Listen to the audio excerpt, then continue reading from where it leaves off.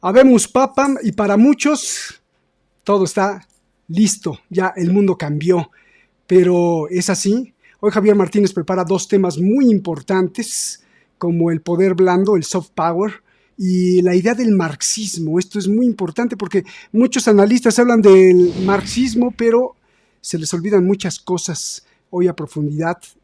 Esto que impacta en la concepción sobre todo de los que tienen el poder y nosotros de cómo entender ese poder. Muchas gracias, Javier. Javier, antes de empezar, habemos papam tus pinceladas sobre esto y luego sí empezamos, por favor. La tragedia della Seconda Guerra Mondiale terminava 80 anni fa, l'8 maggio, dopo aver causato 60 milioni di vittime. Nell'odierno scenario drammatico di una terza guerra mondiale a pezzi, come più volte ha affermato Papa Francesco, mi rivolgo anch'io ai grandi del mondo ripetendo l'appello sempre attuale: mai più la guerra! Porto nel mio cuore le sofferenze dell'amato popolo ucraino. Si faccia il possibile per giungere al più presto a una pace autentica, giusta e duratura.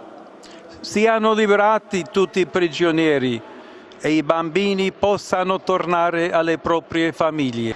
Mi addolora profondamente quanto accade nella striscia di Gaza. Cessi immediatamente il fuoco. Si presti soccorso umanitario alla stremata popolazione civile e siano liberati tutti gli ostaggi. Ho accolto invece con soddisfazione l'annuncio del cessate il fuoco tra India e Pakistan e auspico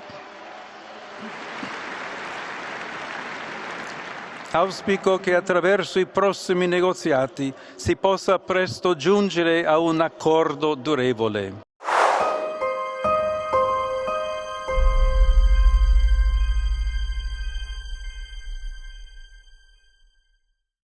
Habemos papam tus primeras pinceladas y después arráncate con el tema del soft power. Adelante y te escuchamos con mucho gusto. Un abrazo, Roberto y equipo y toda nuestra familia de seguidores de Detrás de la Razón. Aunque no soy especialista en el papado, sí me gusta leer y aprender, y para eso he seguido las indicaciones del exdirector del Observatore Romano, Giovanni Maria Vian, qué apreciación daba este especialista en el papado del nuevo papa. El nuevo Papa, León XIV, le llama un Papa de consenso para una continuidad sin sobresaltos. Es decir, habla de Giovanni Maria Vian de un continuismo creativo. Ha de saber reconciliar a dos diferentes familias que se han producido en el clero católico, muy enfrentadas, que incluso una de ellas amenaza con cisma, que es la de la ortodoxia, que tacha a todo lo que no es ortodoxia de herejía. Estoy pensando en los ortodoxos, en el estadounidense cardenal Leo Burke o en el alemán Gerhard Ludwig Müller, que quieren un papa al estilo Trump. No, eso es las ideas de los ortodoxos. Ya ha habido ortodoxos en la Iglesia Católica que han terminado enfrentándose recientemente en la historia del siglo XX, finales del siglo XX, con el papa que estuviese en el momento. Pienso en Monseñor Lefebvre. Este papa, para terminar, va a ser continuista, pero creativo en tanto en cuanto tiene que, repito, reconciliar a las diferentes familias del clero, pero va a seguir permitiendo lo que hacía el anterior papa, que divorciados puedan comulgar, que podrá seguir bendiciendo a parejas homosexuales aún sin aprobar la Iglesia el matrimonio homosexual, promoverá o continuará promoviendo una iglesia sinodal. Una iglesia sinodal es que todo el pueblo de Dios es el sujeto de la misión y no la jerarquía, no la institución. La iglesia no es una monarquía que recuperar, sino busca el sentido de la eclesialidad, de eclesia en griego, que su misión no es la exclusión, sino la misión es atracción y no imposición de la fe a cachiporrazos, por así decirlo. Entonces, simplemente es mi idea un continuista con el anterior papado, pero creativo. Y Muchas en gracias. cuanto a empezar ya con la figura que he ido y que he empezado a hablar hoy, quiero empezar a hablar hoy de la teoría del soft power y del smart power.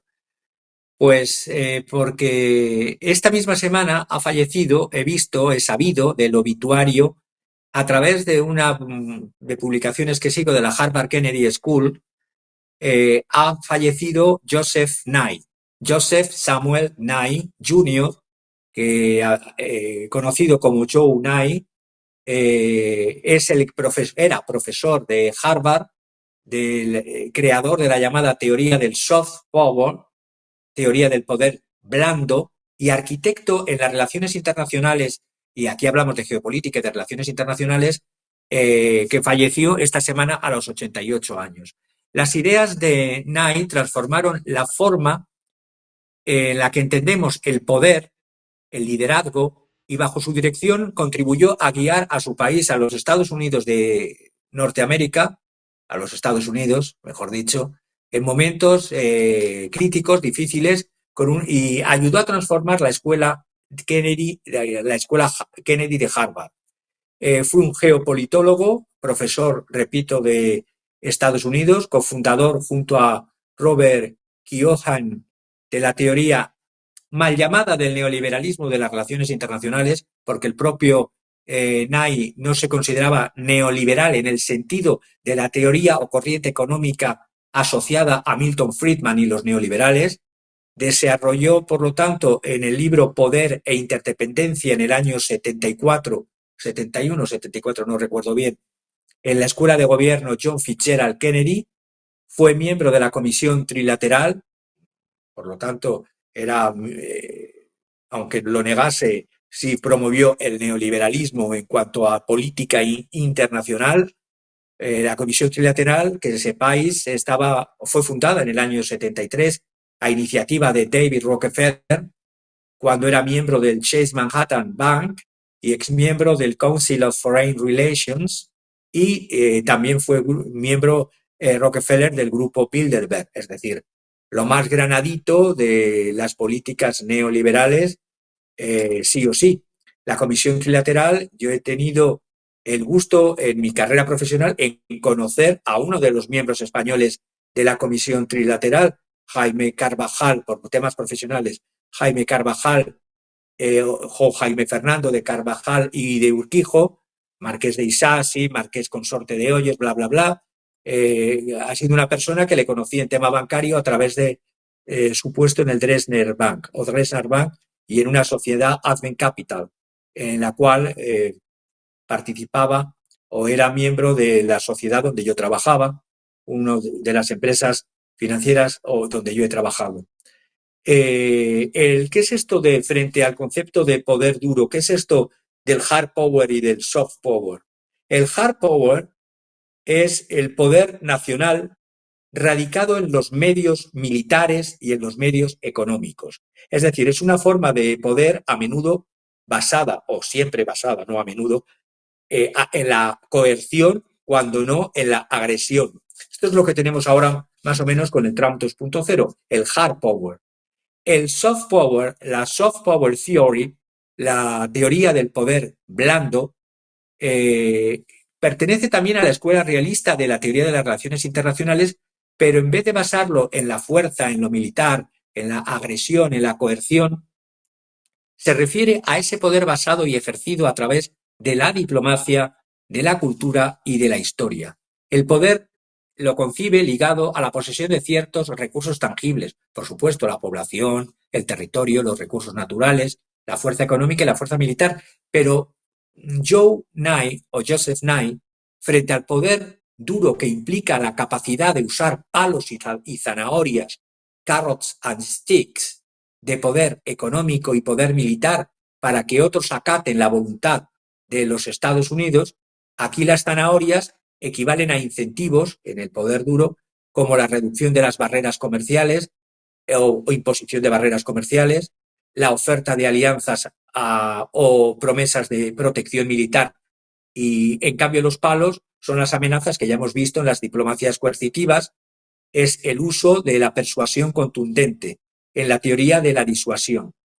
Por lo tanto, frente al hard power, en la diplomacia coercitiva, está basado el hard en una estrategia dirigida a un adversario para disuadirlo de quien tiene enfrente de que haga una acción aún no iniciada o que detenga o revierta una acción ya iniciada.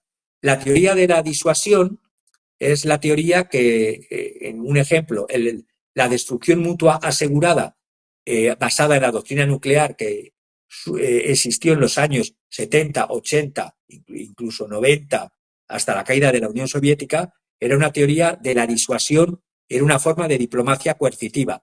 Para Joseph Nye, la diplomacia coercitiva depende de la credibilidad y del coste de la amenaza. Por eso es muy importante tener una alternativa que él llama de soft power, porque si la amenaza, y estoy pensando en Trump 1.0, Trump 2.0, si las amenazas no son creíbles, pueden dejar de producir la aceptación y puede conducir justamente a lo contrario, afectar a la reputación del Estado a través de cuyo presidente ha proferido esta amenaza utilizando el hard power.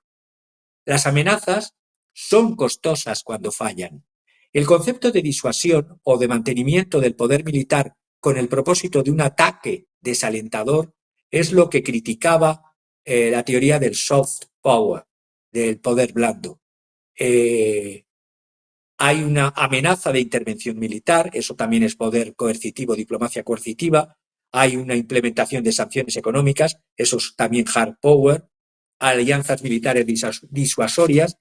Junto a Robert Keohane, Joe Nye desarrolló el concepto de interdependencia asimétrica y compleja. No significa que estas teorías fuesen de ángeles para ángeles, no. Estoy hablando de otra teoría de relaciones internacionales frente al hard power, que es lo que se está poniendo ahora en boga con la presidencia de Trump 2.0.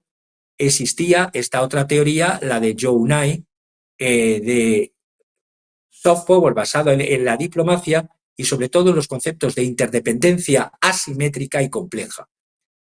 Que sepáis que este soft power en la Great Power Competition, como estamos viendo ahí, se utilizó mucho por las presidencias demócratas, de Carter, de Clinton, de Obama. Desarrolló también otro concepto intermedio entre el soft power y el hard power, que era el smart power, que es una combinación de estrategias de poder duro y de poder blando. Esto lo utilizó mucho Hillary Clinton. Es una aproximación que destaca la necesidad de una armada fuerte y organizada, así como el establecimiento de todo tipo de alianzas y de asociaciones y de uso de la diplomacia, tanto en países como entre instituciones y a todos los niveles, con el fin de extender la influencia de Estados Unidos y de apoyar la legitimidad y el prestigio de poder de los Estados Unidos. Que sepamos, Joseph Nye también fundó el Aspen Strategy Group y dirigió el Centro Belfer, antes llamado Centro para la Ciencia y los Asuntos Internacionales, desde el año 89 al año 95. Fue un centro que fue líder en la investigación pionera sobre las amenazas. Ya veían los Estados Unidos de aquel entonces, estos think tanks con personas más preparadas que lo que nos encontramos hoy día, veían los peligros que representaban la caída de la Unión Soviética en cuanto a los laxos controles sobre las armas nucleares durante el periodo de desintegración de la URSS tras la Guerra Fría. Era más seguro un mundo con la Mutual Assured Destruction, con la destrucción mutua asegurada, que el mundo actual y sobre todo que el mundo de decadencia y desintegración de la Unión Soviética, que no se sabía dónde iban o dónde podían ir las armas nucleares. El peligro de las armas nucleares no convencionales también lo estudió Joe Nye y fue copresidente de un proyecto que es distinto de que hoy día, para evitar la guerra nuclear, para prevenir la guerra nuclear. Y repito, no es que Joseph Samuel Nye Jr. fuese un santo al 100% de mi devoción, sino que era mucho más dentro de su realismo político, su política a favor de la diplomacia y de evitar la guerra y el conflicto nuclear, lo quiero sacar en su obituario porque es absolutamente importante en los días que nos están tocando vivir. Nació en el año 37, creció en un pequeño pueblo agrícola en New Jersey, obtuvo una licenciatura en la Universidad de Princeton, posteriormente fue becario de la Rhodes, recordemos esta institución de la anglosfera y del poder de la anglosfera, la Cecil Rhodes, en Oxford, antes de llegar a la Universidad de Harvard para obtener su doctorado. Se incorporó al profesorado en el año 64, yo en aquel entonces tenía 2 años, yo le he conocido su obra a través del derecho internacional y de las relaciones internacionales en las universidades de La Haya y de Estrasburgo. Inició una relación de más de 6 décadas con la universidad. En la década de los años 70, Nye intentó explicar la creciente influencia de nuevas fuerzas en las relaciones internacionales. Eso es muy importante porque fue el primero que señaló que aparte de los estados hay otros actores en política internacional y en derecho internacional como son las corporaciones transnacionales, las corporaciones multinacionales, ya prevenía de eso, y también los movimientos sociales transnacionales en la política global. Nye se resistía a la etiqueta de neoliberal, prefiriendo definirse como un realista liberal. Se resistía a las, ¿cómo decirlo?, a las etiquetas, porque declaró en la revista Harvard Gazette, que a veces leo, en el 2017 dijo una frase preciosa que viene muy a cuento con lo que voy a tratar después. Creo que el encasillar a las personas en categorías teóricas frena el pensamiento en lugar de impulsarlo. En su libro, y voy terminando, Bound to Lead, The Changing Nature of American Power, la idea de Nye era, si logras que otros quieran lo que tú quieres, puedes economizar en castigos y recompensas. Esto se lo podía hacer ver el señor Trump. Observé, dice Nye, nuestro poder militar y nuestro poder económico y me dije, yo, todavía falta algo, el poder de conseguir lo que se quiere mediante la atracción y la persuasión en lugar de la coerción o del pago. El enfoque de Nye ayudó a resaltar el poder de la cultura, el poder de la sociedad civil en su país. El poder no solo se mide por divisiones del ejército o por número de portaaviones, sino que se lo digan a el enfrascamiento en el que se ha metido Trump 2.0 frente a los hutíes en Yemen. Sobre Trump dijo que durante este segundo mandato de su era, Trump estaba desperdiciando el soft power o poder blando de los Estados Unidos.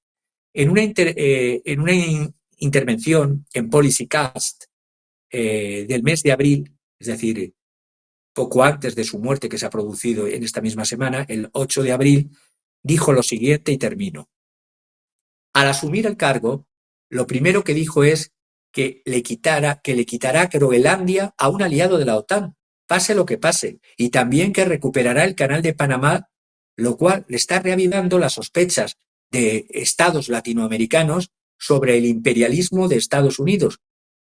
O, por ejemplo, al eliminar la agencia United States Aid, USAID, es una agencia con sus luces y sus sombras, es una agencia que al menos con su ayuda, dice Nye, ha querido proyectar, la imagen también es importante, una imagen más benigna, aunque no fuese real, que soy realista y crítico, tanto con demócratas como con republicanos, no es que piense que, dice Nye para terminar, no es que piense en America first, en América primero, es que transmite que solo piensa en América, en los Estados Unidos, en ese concepto imperialista que tienen de decir América a los Estados Unidos como si el resto no lo fuera. La sociedad civil puede contribuir al poder blando de Estados Unidos y defendía el poder de las universidades, lo que ataca a Trump, el poder de las fundaciones y el poder de los grupos civiles. Por eso he querido traer a colación en el obituario de Joseph Nye y sobre todo para hilarlo con el siguiente tema, eso que el peligro que es encasillar a las personas en categorías teóricas frena el pensamiento en lugar de impulsarlo. Cuando se habla de quién le teme a Marx, ¿Y qué es eso del marxismo cultural? ¿Cómo Eso decirlo? me gusta. Oye, Javier, Marxismo. espérame tantito. Esa foto que está ahí, pues es muy agresiva, pero es parte del soft power, ¿no? Ya transgrediendo un poquito, o no sé cómo entender. Totalmente. Y eso que no es partidario del soft power Trump, más es partidario del hard power, pero ahí esa imagen es justamente como querer dar, eh, me parece de todas maneras una imagen ridícula, pero quiere dar el poder de transmitir que él es hacedor de papas y colocador de papas. No llega a la categoría intelectual de un soft power, es una ridiculización populista que él mismo se pone en su propia red, pero bueno. Y aparte de que es un escarnio y un ataque contra los católicos, tanto los tradicionales o ortodoxos que él dice querer representar, o al menos G.D. Vance, y sobre todo a toda la comunidad católica. No sé si eso lo haría con la imagen de Mahoma. No sé si se pondría también. A ver, cinismo, en lugar de soft power, este es cinismo power, ¿no? El poder del De cinismo. cinismo power y de ridiculous power. Muy bien, perdón por la interrupción, Javier. Y ahora sí, ¿quién le teme a Marx? ¿Y por qué es muy importante hablar de Marx? Porque muchos van a decir, ay, qué aburrido, esto es de la clase de historia de la No, es una escuela, que no sé. clase No, o que sea, pretendo, la bueno, gente que no más que sepa. clase, Pero, intento dar pinceladas de historia y de desgranar el grano de la paja, venga, desbrozar el grano de la paja, porque se habla de marxismo cultural cuando es un constructo que ni tiene que ver con Carlos Marx ni con Engels. Eh, Todos los ultraconservadores tipo Steve Bannon, sí, Steve Bannon, todo lo que nos parezca su proyecto ultraconservador es marxismo. Y por eso quiero señalar, no confundamos el grano con la paja. Es decir, desde el año 2013 no ha habido ningún partido de oposición a estos ultraconservadores que que no fuese tachado como si fuese un insulto, un espantajo de marxista. Por ejemplo, feministas y activistas LGTBIQ+, ecologistas y militantes de derechos humanos, los tachan de marxistas culturales. ¿Qué tiene que ver Marx con el marxismo y sobre todo con el marxismo cultural? La historia, sin embargo, no es tan simple como parafrasear algunas palabritas del manifiesto del Partido Comunista. Los ideólogos de la lucha, cuando hablan de el llamado gramscismo o del llamado marxismo cultural, dirigen sus ataques contra algo que no pertenece propiamente al acervo teórico de Marx y de Engels.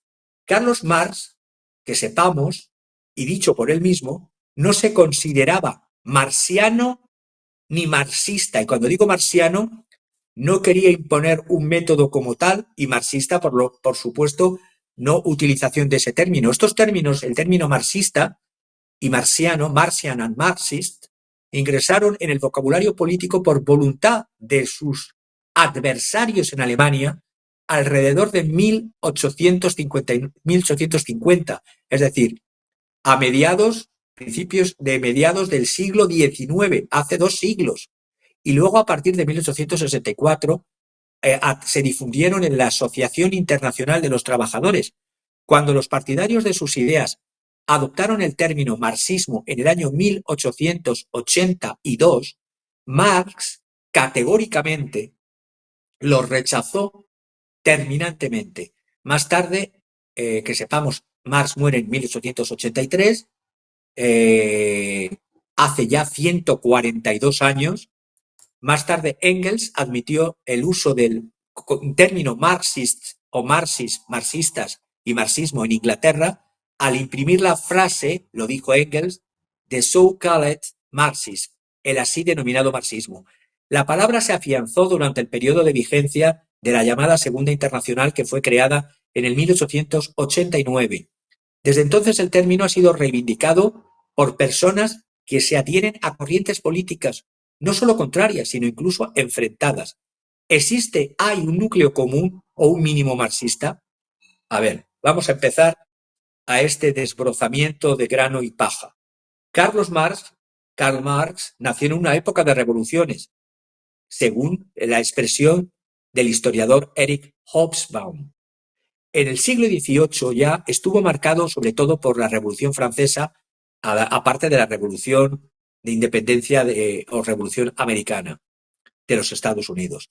2 años antes del nacimiento de Marx, en 1818, 2 años después del nacimiento de Marx, en 1818, en el año 1820, eclosionó rebeliones en Portugal, en España, en Grecia, en Polonia, en Bélgica y América Latina.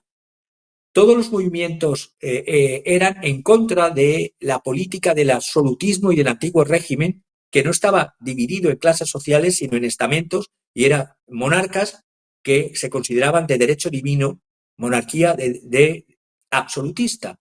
Fue la restauración tras el experimento napoleónico del rey Luis XVIII y de su hermano Carlos X en Francia. Estas revoluciones de 1820 fueron seguidas de revoluciones a partir de julio de 1830, cuando el rey absolutista Borbón en Francia fue sustituido por su primo, el rey burgués y liberal Orleans, Luis Felipe de Orleans. Y es cuando Bélgica se estableció como país independiente. Pues bien, las revoluciones de 1830 eran revoluciones burguesas donde se hablaba, y liberales, donde se hablaba de liberalismo económico y de un liberalismo político doctrinario o moderado, donde el sufragio no era para todas las personas, sino un sufragio censitario para unos pocos, los que tenían un nivel de renta. Por lo tanto, en esta situación es donde se va criando y desarrollando el pensamiento de Marx, que quiero luego diferenciarlo de lo que es ese constructo perverso de llamado marxismo cultural, que no tiene nada que ver con Marx. Finalmente llegó una nueva ola, otras revoluciones en el 1848. Ya veis, fue un siglo XIX de revoluciones una tras otra, 1820, 1830, 1848, cuando el siglo XVIII había terminado con revoluciones de 1789, 1792, siglos de convulsiones. En el 48 fue la llamada Primavera de los Pueblos. Roma, París, Viena, Praga, Budapest, Frankfurt y otras ciudades fueron sacudidas por un conjunto de movimientos de liberales radicales, que pedían un sufragio universal, no censitario, y donde se mezclaban ideas nacionalistas y socializantes. Fue una etapa, la del 48, 1848, de revoluciones liberales y burguesas que ayudaron a que cristalizasen dos ideas fundamentales que luego retomó el pensamiento de Marx. Revolución, que ya existía desde el siglo XVIII, muchas, y lucha de clases.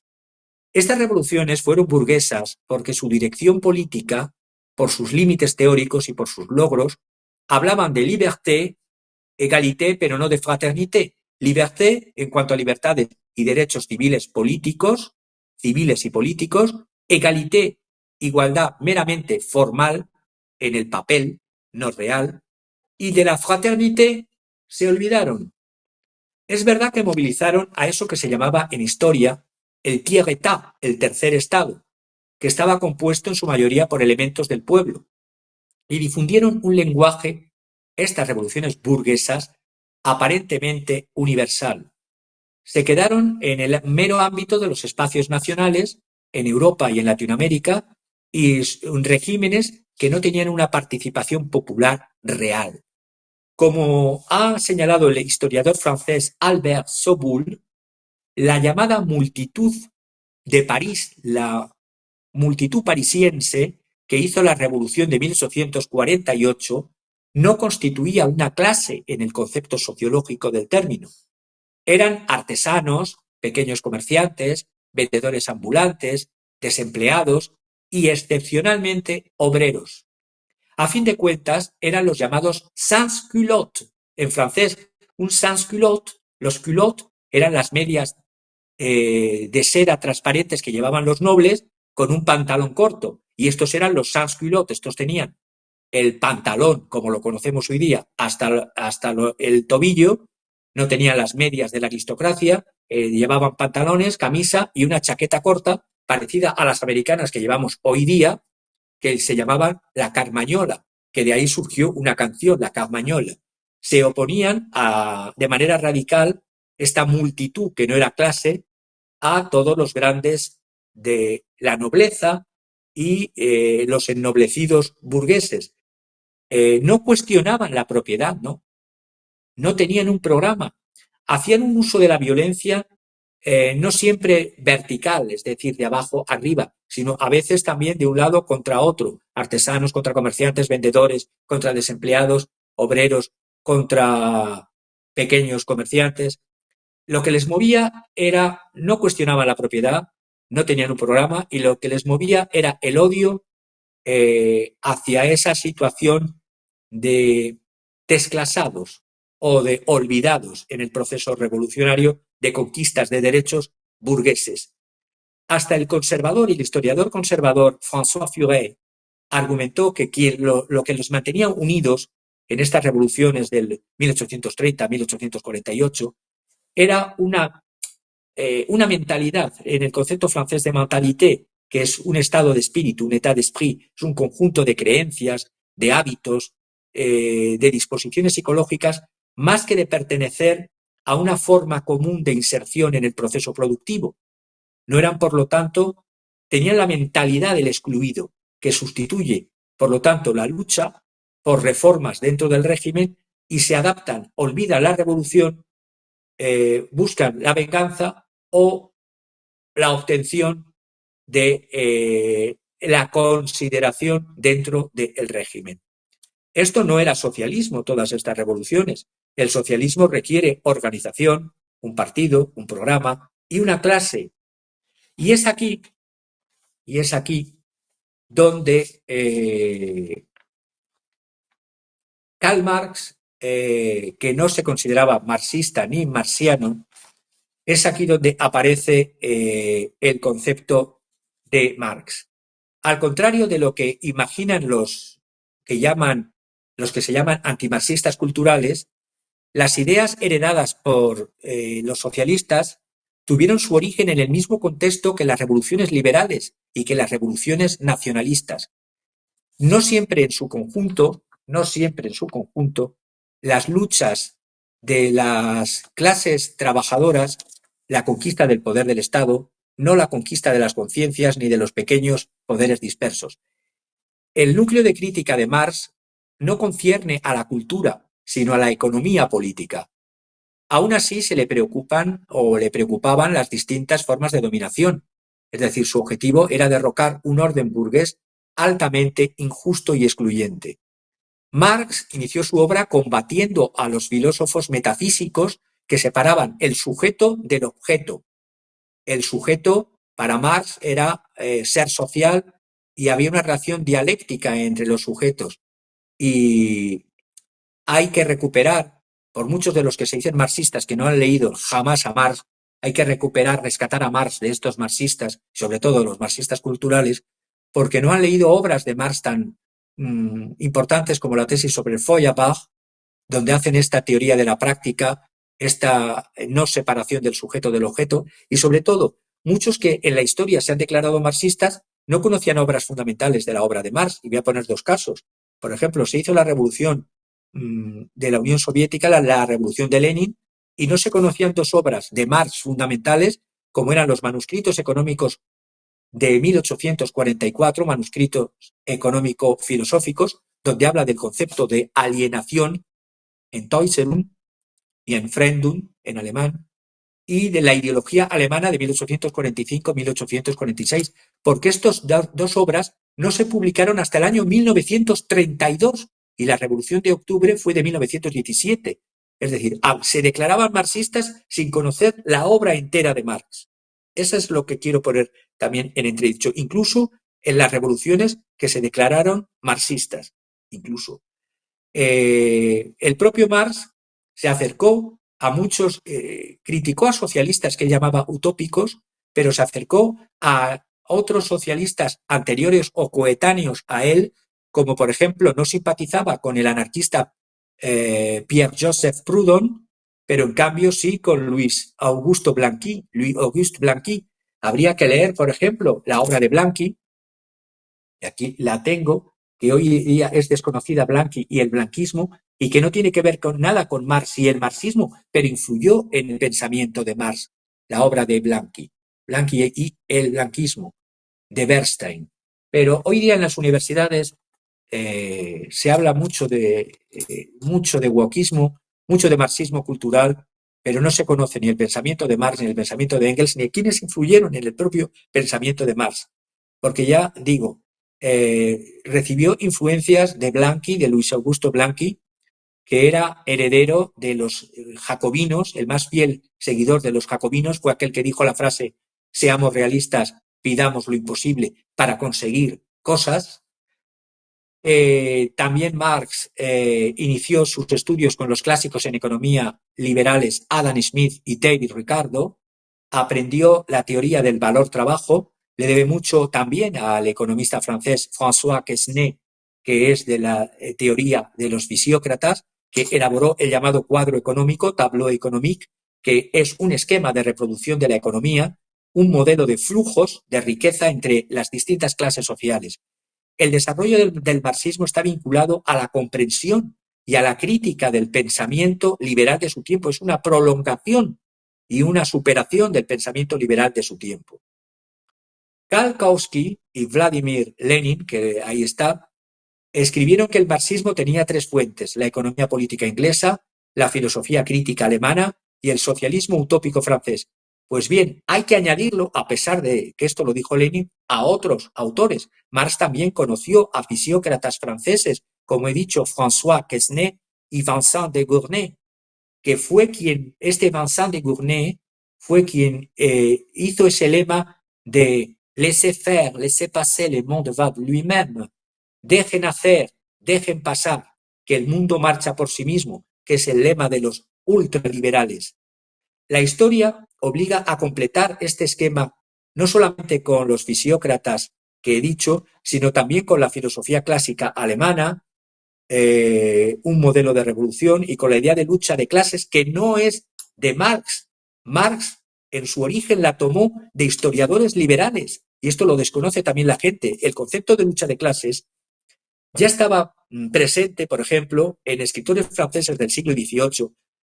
Pienso en Henri de Boulainvilliers, que escribía entre 1658 y 1722 la frase en español: los francos, los antiguos pueblo franco, habrían alumbrado o dado a luz a la nobleza, y la población galorromana vencida formaría el campesinado. Ya había el concepto de clase, protoclase, en historiadores liberales del siglo XVIII, pero sobre todo en historiadores del siglo XIX liberales como François Guizot.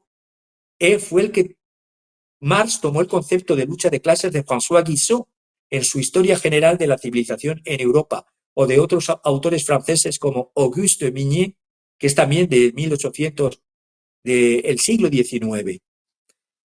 Aparte de la influencia que ya he dicho también de Blanqui. La práctica que más le interesó a Marx no era el de crear comunidades alternativas, como hacían los socialistas utópicos, sino crear un modelo. Tampoco dejó Marx, y esto es otra gran confusión, un modelo de lo que sería la sociedad socialista o la sociedad comunista. Esto no lo desarrolló tampoco Marx. Marx lo que sí desarrolló muy bien fue el concepto de alienación y el concepto de análisis del capital en sus distintos momentos de evolución. Y en cuanto a la planificación económica futura de una hipotética sociedad socialista, Marx dio pinceladas, fragmentos, en una obra de 1875, La crítica del programa de Gotha, que se llama así, y es un mero esquema de una sociedad emancipada del capital que puede encontrarse en el corpus marxista.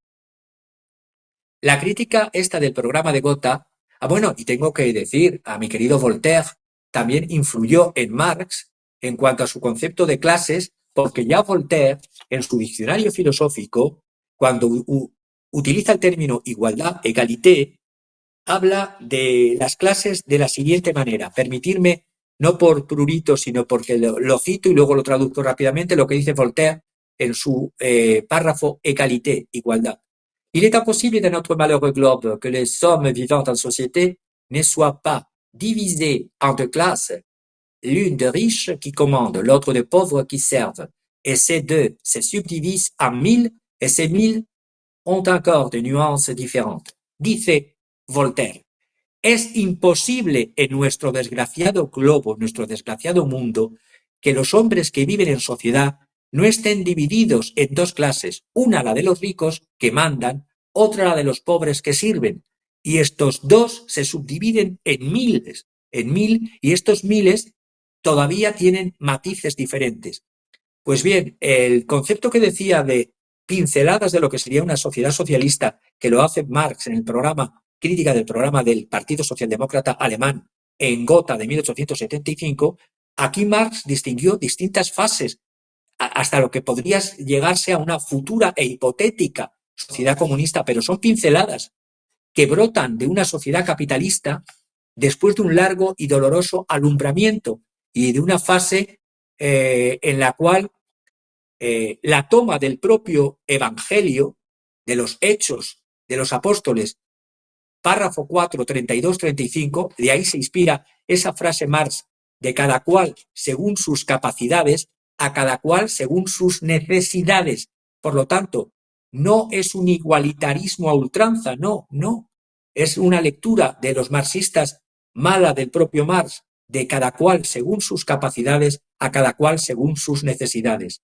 Esta frase fue muy utilizada también por los anarquistas y tiene, repito, su origen cristiano en Hechos 4, 32, 35. En el modelo de la comunidad cristiana primitiva, las que no tiene que ver con la iglesia instituida posterior.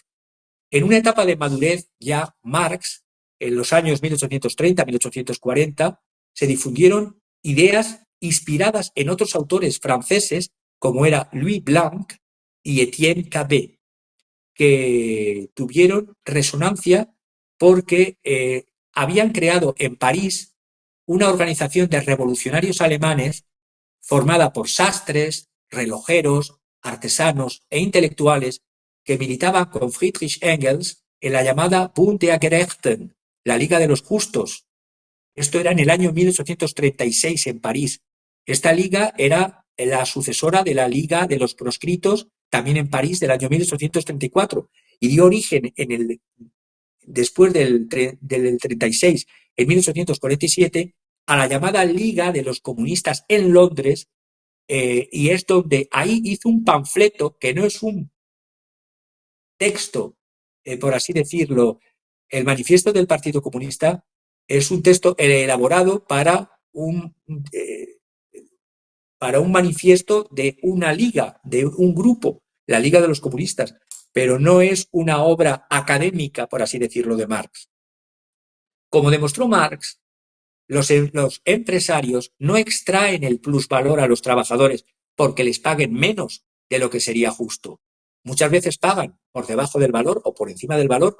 Esto depende de los distintos momentos de la lucha de clases, pero no es aquí lo que importa en el concepto de Marx frente al marxismo o interpretaciones marxistas. El intercambio entre capital y trabajo está basado en el valor que tiene realmente esta mercancía, que es la fuerza de trabajo, es decir, el conjunto de los medios de subsistencia que permite la supervivencia del trabajador, de los trabajadores. La explotación, por lo tanto, ocurre en el interior de la producción y no tiene nada que ver con el momento del intercambio. Por eso, cuando se han hecho la crítica del valor trabajo a través de autores von Böhm-Bawerk y otros autores ultraliberales, no han entendido tampoco la diferenciación que hace Marx del momento en el que ocurre la explotación, que es en el interior de la producción y no en el momento del intercambio. Marx y Engels tuvieron, aunque crítica, también mucho respeto por socialistas utópicos, como Robert Owen, propietario industrial escocés, es decir, alguien poderoso, propietario, que Owen intentó disminuir la jornada de trabajo, creó jardines de infancia en sus empresas, una comunidad socialista en plenos Estados Unidos, la New Harmony, e inventó un bono por horas de trabajo para sustituir al dinero. Gracias a él, el socialismo, Robert Owen, empezó a tomar la conciencia de que es una propuesta de una nueva organización económica, y esto antes de Marx. Marx también se inspiró en Robert Owen. Fue un gran crítico del malthusianismo Robert Owen. Él mismo constató en el año 1818 que, al contrario de lo que afirmaba Thomas Malthus, no se observaba un crecimiento geométrico de la población frente a un crecimiento aritmético de los alimentos. No es falso. Esto es falso, como nos intentan vender los neodarwinistas y los neomalthusianos en pleno siglo XXI. Lo que se produce es un fenómeno de sobreproducción. Por eso quieren cortar la producción de alimentos. Hay que sustituir olivos y campos de cultivo por plantaciones solares. Que haya escasez, producir escasez. Porque en 1818 este fenómeno de sobreproducción se daba porque la población crecía un 20% cuando la producción crecía un 1500%. También se inspiró en socialistas reformistas como Charles Fourier, Étienne Cabet, Félicité Robert de Lamennais, que Marx logró perfeccionar con su propia teoría. Por ejemplo, los socialistas utópicos no querían transformación del sistema económico-social, pero hacían transformaciones en lo que era la vida cotidiana. Por ejemplo, Fourier criticaba el casamiento monogámico. Proudhon nutrió esa desconfianza hacia el Estado que tienen el anarquismo y que desarrolló también Bakunin. Hay que agregar el nombre de Sismondi, que contribuyó a la crítica del capitalismo. Marx llegó a admitir el papel, la importancia entre estos socialistas utópicos del movimiento de las cooperativas, porque era un intento de abolir las relaciones meramente basadas en el capital y, por lo tanto, les dio su importancia. La propia teoría de Marx, y voy terminando, la propia teoría de Marx y Engels desarrollaron una expresión del momento histórico en el que estaban insertos, es decir, desde las revoluciones que ya hemos visto de 1820 hasta la revolución de la Comuna de París de 1878, pasando por la de 1830 y por la de 1848. El materialismo histórico es la concepción según la cual se comprende la historia y las acciones humanas a partir de la organización del modo de producción de la vida material en cada momento histórico. ¿Por qué? Porque para vivir es necesario alimentarse, vestirse, tener una vivienda. Y esto es inseparable de todas las otras acciones de los seres humanos.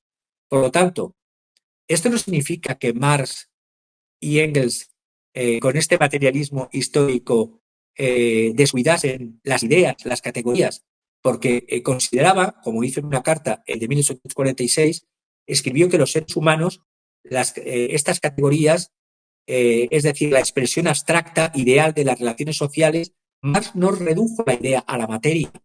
Estas no se oponen, las ideas y la materia, sino que componen una unidad. Entonces no existe ningún ideal marxista que pueda ser combatido, sino prácticas reales y muy concretas. Lo que separa a Marx de todos los demás socialistas es que el socialismo, según él, no es un producto del pensamiento, ni un mero cambio cultural. Es el resultado de las prácticas, de la práctica sobre la realidad económica y social.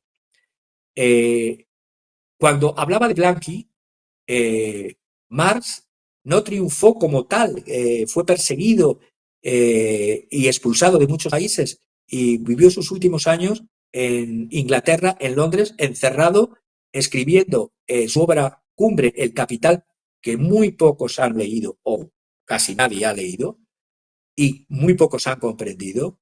Es el Marx maduro, que no hay que separar del Marx joven, de los manuscritos de 1844 y de la ideología alemana, porque es todo uno, no dos Marx, y por lo tanto sí triunfaron otros republicanos socialistas como Luis Auguste Blanqui, el que he mostrado el libro. Bueno, triunfó el hombre, pasó más de 30 y tantos años de su vida en la cárcel, pero fue elegido in absentia en el momento de la Comuna de París como el representante de la Comuna de París.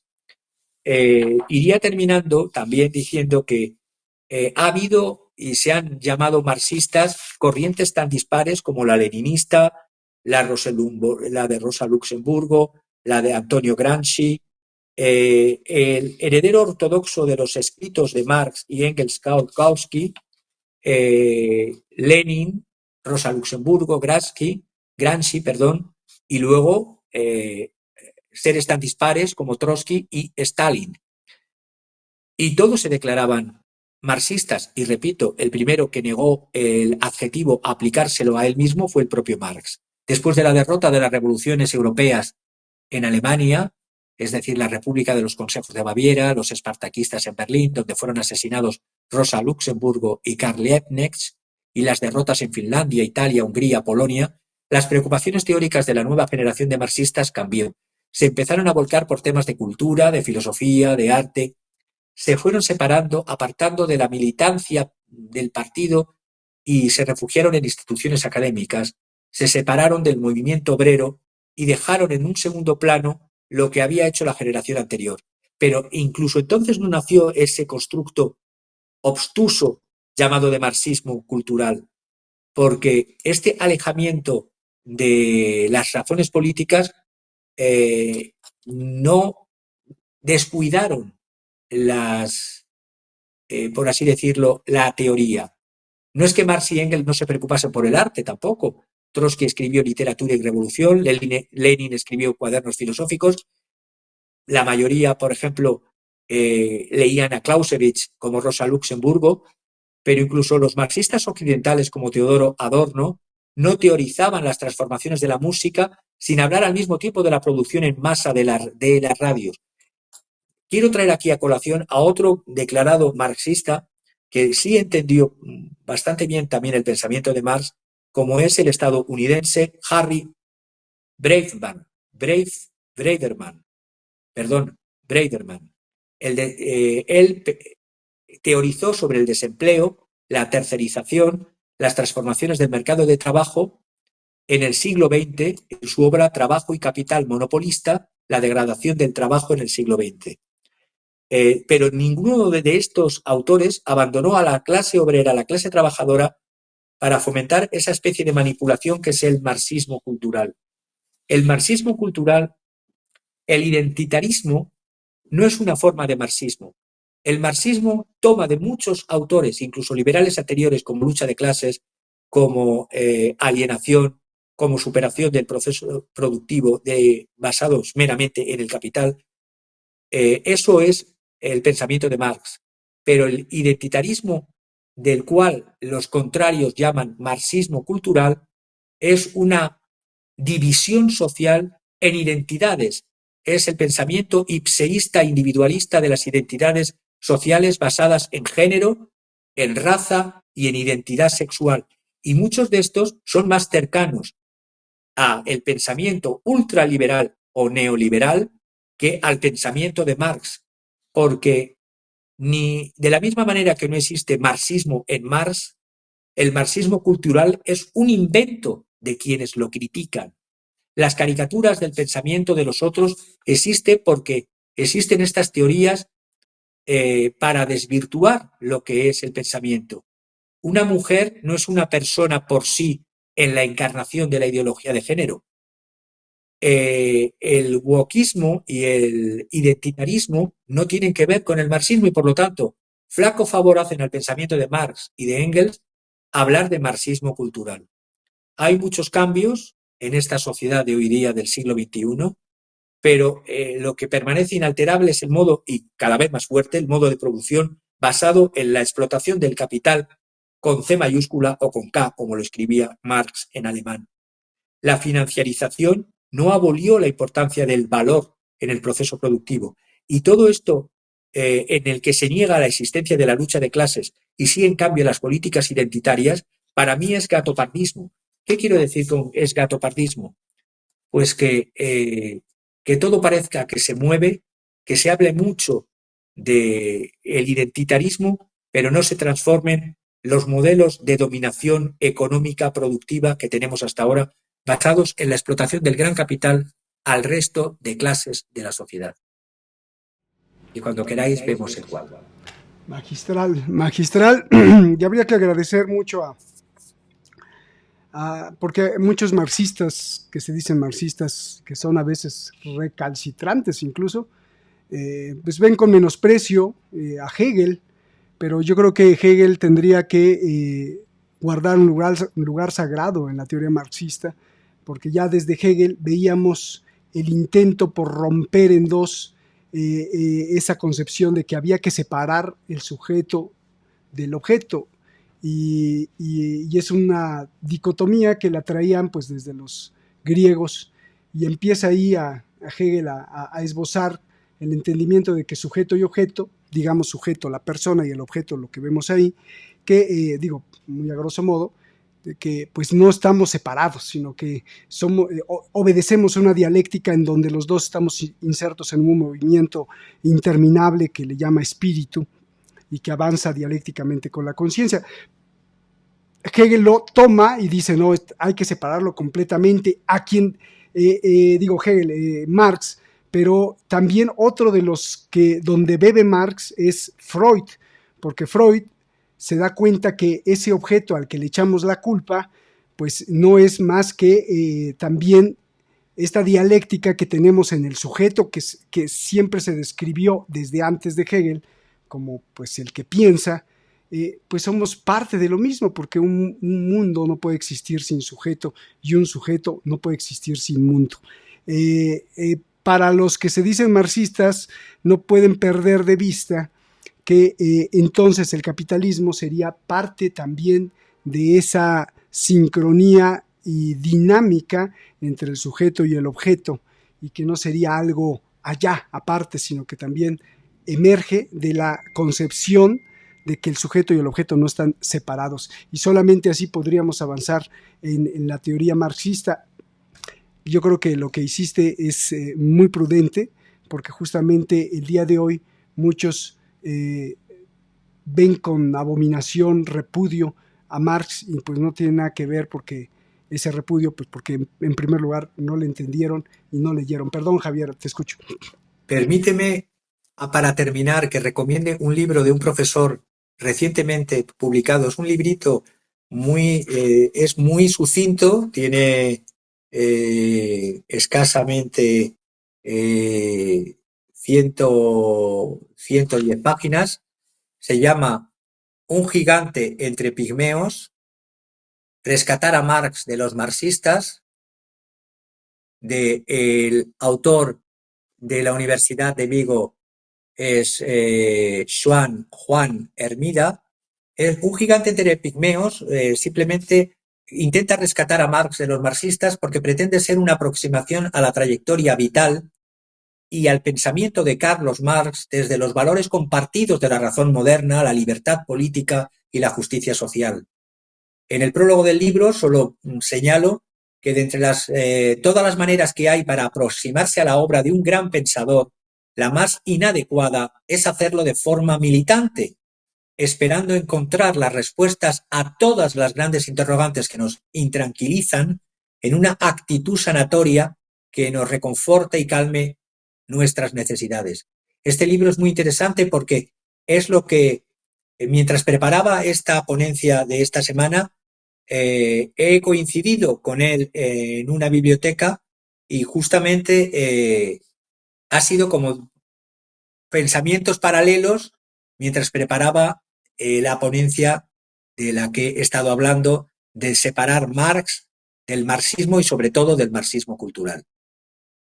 Genial, muchas gracias por hacer esta distinción vital para todos los que estamos interesados en ver el mundo con más claridad. Gracias. La obra, venga, Javier. La obra, esta vez sí que la he encontrado, pero no he sabido localizar ni al autor ni al título.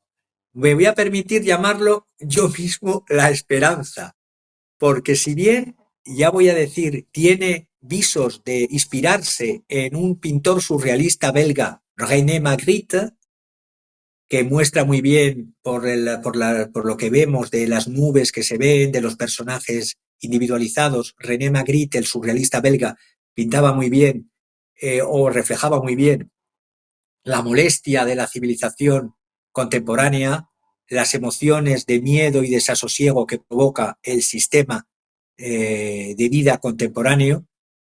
He intentado ver si era de un ilustrador estadounidense, James Fryer, pero no he logrado saber de quién es. Es una obra que yo la llamo La Esperanza, que si la ponéis a la par que hablo, explicaré el por qué la he querido elegir como colofón a la intervención de hoy. La esperanza es un acto de resistencia frente a la desesperanza y una afirmación de la capacidad de imaginar y crear futuros mejores. El espíritu de la esperanza, también me ha venido el título por una inspiración de otro libro del filósofo coreano Byung-Chul Han, un reciente libro, El espíritu de la esperanza, que reflexiona sobre el estado actual de la humanidad, marcado por el miedo, la angustia, la proliferación de los escenarios apocalípticos que parecen rodearnos. Sentir como si estuviéramos al borde del fin de nuestro tiempo, eso es lo que nos quieren llevar. El miedo es un mecanismo que asfixia la libertad, dejando cao al pensamiento crítico. El temor cercena las bases de la democracia y de la larga lucha, en esta larga lucha que ya hemos visto siglo XVIII, siglo XIX, siglo XX, en la lucha en la conquista de derechos más nobles y más básicos del ser humano. El motor que dio, que da y que dará sentido a nuestra vida es la esperanza y la voluntad, esperanza y voluntad, de que otro mundo es posible, de que otros mundos de luz han surgido después de mundos de tinieblas y de oscuridad, que la necesidad de la utopía y del principio esperanza, como escribía Bloch, son las bases para acabar con el conformismo esclavista, avasallador, y con la imposición de las contrautopías o de distopías malignas, antihumanistas o dark illustration o dark enlightenment o ilustración oscura. Y termino diciendo, en esta ventana que se abre y entra la luz y seres dispersos van juntándose a mirar esa luz y ese aire nuevo que entra por la ventana y de nubes despejándose, quiero citar a Eduardo Galeano en una frase: la utopía está en el horizonte, camina 2 pasos, ella se aleja 2 pasos y el horizonte corre 10 pasos más allá. Entonces, ¿para qué sirve la utopía? Pues para eso, sirve para caminar. Y también quiero citar a Víctor Hugo. ¿Sabe cuál es mi enfermedad?, dice Hugo. La utopía. ¿Sabe cuál es la suya? La rutina. La utopía es el porvenir que se esfuerza en nacer. La rutina es el pasado que se obstina en seguir. Y termina diciendo Víctor Hugo: nada mejor que el sueño para engendrar el porvenir, porque la utopía de hoy es carne y hueso mañana. Por lo tanto, hay que continuar con la utopía como camino que ayuda a caminar. Bravo para todos aquellos que, por comodidad y por no ejercer la obligación de la energía del devenir, prefieren la cotidianidad entendida como la rutina. Y la rutina incluso en su propio discurso de qué vida es esta, qué cansancio, la queja y la queja. Gracias, Javier, por traernos estas píldoras de esperanza que son imprescindibles para movernos y para mover las realidades que no solo tenemos que entender, sino que tenemos que mover con mucha humildad, de verdad te lo digo, y con gran respeto. Gracias, Javier. Gracias. Y gracias a ti por estar siempre presente en estas clases magistrales de fin de semana. Muchísimas gracias, Javier. Pues nos estamos viendo para la próxima y seguimos pendientes con la forma en que nos alzas la mano, nos indicas por aquí es y por aquí hay que hurgar. Gracias, Javier. Un abrazo, hermano querido. Gracias a ti, que nos ves en cualquier parte del mundo. Nos vemos hasta la próxima. Y muchísimas gracias y buenas noches en cualquier parte del mundo.